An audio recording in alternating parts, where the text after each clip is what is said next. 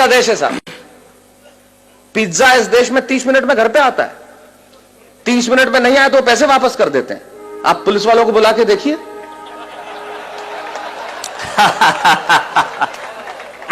ये वो देश है जहां पे 8% में आपको कार का लोन मिलता है और 12% एजुकेशन लोन के देने पड़ते हैं। वाह वाह वाह वाह। कभी सलमान के बालों तो कभी कैटरीना के गालों पे मर गए। आज इस अवसर पे इससे बढ़िया पंक्तियां मुझे याद नहीं आती। क्या बढ़िया बात कहते हैं वो कवि कि कभी सलमान के बालों कभी कैटरीना के गालों पे मर गए, कभी चुंबन कभी चेहरे कभी चालों पे मर गए। ऊपर बैठ के भगत सिंह भी कहते होंगे यार सुखदेव राजगुरु हम भी किन सालों के लिए मर गए। वाह वाह वाह वाह वाह वाह। अमेरिका में एक प्रांत है टेक्सास और वहां एक शहर है ह्यूस्टन। कुछ लोग हां भर रहे हैं। इससे यह जाहिर नहीं हो जाता कि उन्होंने देखा है और इससे यह भी जाहिर नहीं हो जाता कि उन्हें पता है।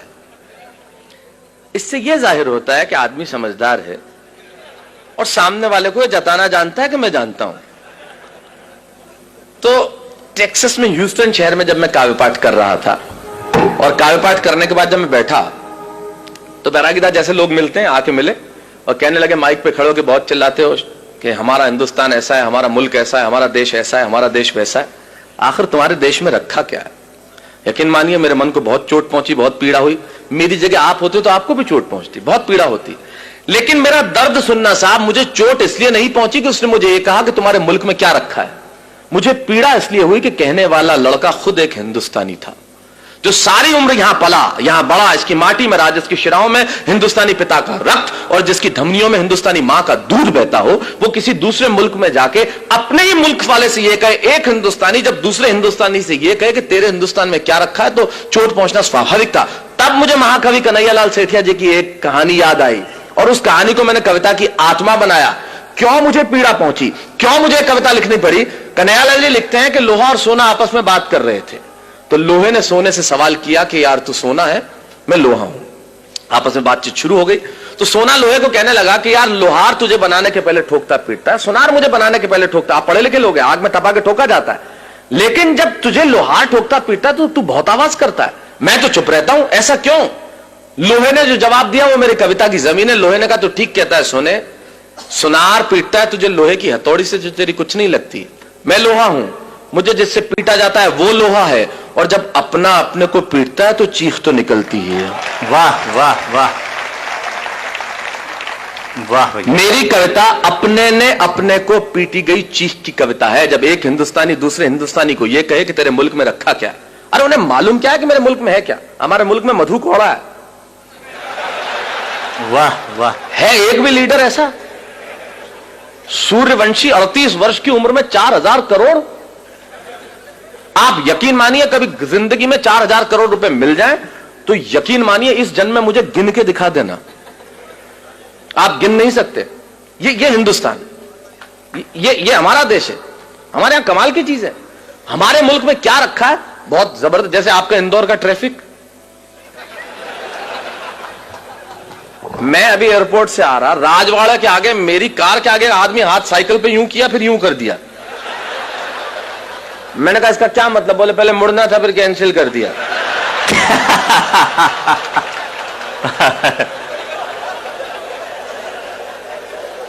अब कर लो, आप क्या कर लो, ये अपने इंडिया में ही हो सकता है। कार में आगे एक औरत हाथ निकाले भी, मैंने कहा इसको मुड़ना होगा, आधे घंटे तक मुड़ी नहीं। मैंने कहा बहन जी क्या? अरे नहीं, बोले मैं तो नेल पॉलिश सुखा रही थी। ये अपने मुल्क में ही हो सकता है। तब मैं बताता हूं मेरे मुल्क में है क्या। दो दृश्य करता हूं पैदा। अमेरिका में एक लड़का मुझसे कहता है तेरे देश में रखा क्या? तब सुनिए कि अमेरिकन परिवार में एक लड़का घर में आया। बहुत समय बाद सुना था तो हो सकता है मैं कहीं इधर उधर हो जाऊं, लेकिन याद करने की कोशिश करता। अमेरिकन परिवार में एक लड़का घर में आया और अपने पिता से कहने लगा, come on dad, what a bad day. Come on dad. American परिवार में एक लड़का घर में आया और अपने पिता से कहने लगा, come on dad, what a bad day, I just want to change my girlfriend.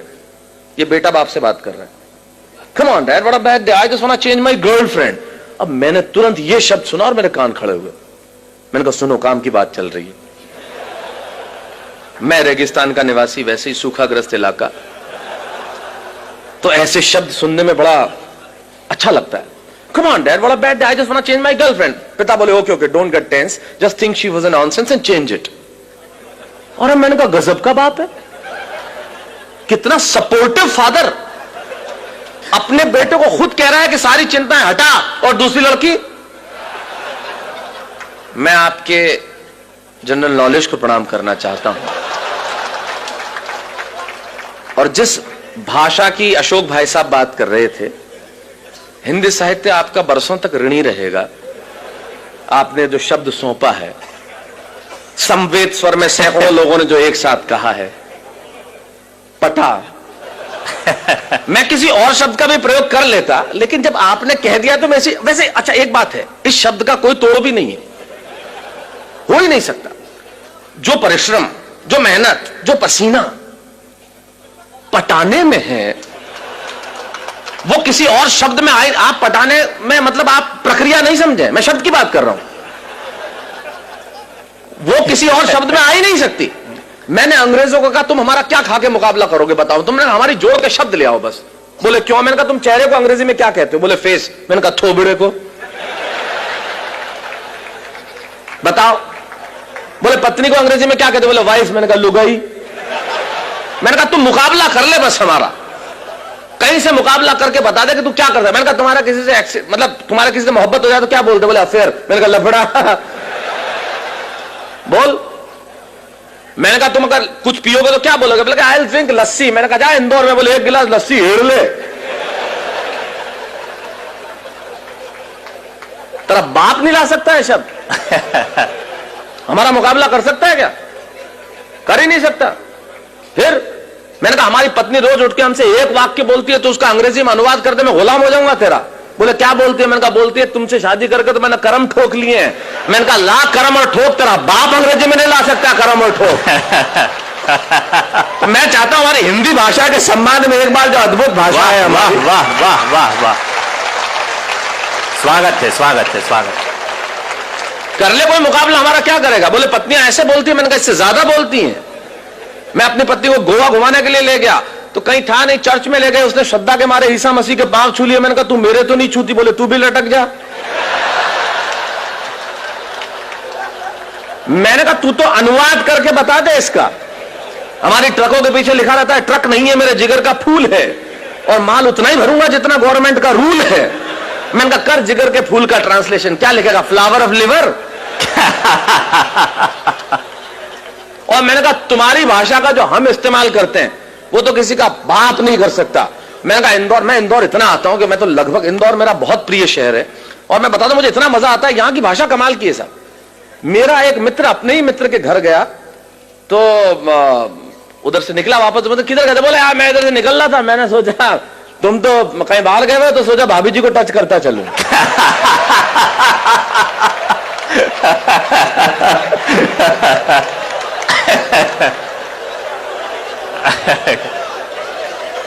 ये हम कर सकते, ये हमारी भाषा का, सारी दुनिया के भाषाओं को जब हमने हाथ फैला के बुलाया है और जो उसे सौहार्दपूर्ण स्वीकार करके जो मोहब्बत दी है वो कोई दे सकता है? तो ये तो कमाल है। तो मैंने कहा, कमाल का बाप है, खुद ही कह रहा है सारी चिंता हटा। मैंने कहा, खुदा मुझको भी ये अमेरिका भेज देता तो तेरा क्या जाता? खुलेआम चिंताएं हटाते, मजे से लड़कियां घुमाते, वरना हिंदुस्तान में हमारे पिताजी वो सुबह दोपहर शाम 3 बार तो इसीलिए कूटते हैं कि बताना होता है मैं तेरा बाप हूं। ये इंडियन बाप इस मामले में बहुत जालिम होता है, उसे सिर्फ कूटने का बहाना चाहिए। घर में निकर पहन के क्यों बैठा है? कूट दिया। पैंट पहन के बैठा है, फिर ठोक दिया। नई पैंट, कुछ नहीं पहना तो ठोक नहीं था फिर तो। तब हमारे मुझे सुरेंद्र जी याद आते हैं, वो बहुत बढ़िया बात कहते हैं। सुरेंद्र जी कहते हैं कि जितने एनआरआई, मतलब अमेरिका में आपको मालूम है, बच्चों को अगर आप पीट दो तो 911 पे कॉल करके तुरंत पुलिस, आप बच्चों को पीट नहीं सकते। पीटते ही बाप गिरफ्तार। एक हिंदुस्तानी बाप ने ठोक दिया, छोरे ने 911 पे फोन किया, बुला ली पुलिस, गिरफ्तार हुआ। जैसे ही जेल से छूटा बाप, तीसरे ही दिन इंडिया की टिकट कराई बेटे के साथ, और दिल्ली एयरपोर्ट पे उतरते ही नहीं, इससे यह जाहिर नहीं होता कि, इससे यह जाहिर होता है कि एनआरआई हर साल इंडिया आते क्यों। वाह वाह वाह। तो मैंने कहा यार खुदा मुझको भी अमेरिका भेज देता तो तेरा क्या जाता। ये देखिए अलग किस्म की देशभक्ति है जो मैं प्रस्तुत कर रहा हूं। मैं आया था जब अशोक जी एक बहुत बढ़िया बात कर रहे थे कि वीर रस के कवियों ने एक इंच जमीन में नहीं छोड़ी जहां में झंडा नहीं गाड़ा। उनकी देशभक्ति थोड़े अलग किस्म की होती है। अच्छा वो झंडा गड़ता पाकिस्तान पे ही है, चाहे वो रावलपिंडी हो, चाहे लाहौर हो, चाहे कराची हो। मैंने कहा आजकल चाइना बहुत बदमाशी कर रहा है, उधर क्यों नहीं गाड़ते? तो यार उधर के बोले शहरों के नाम ही याद नहीं है, गाड़े तो गाड़े। बढ़िया है, बढ़िया।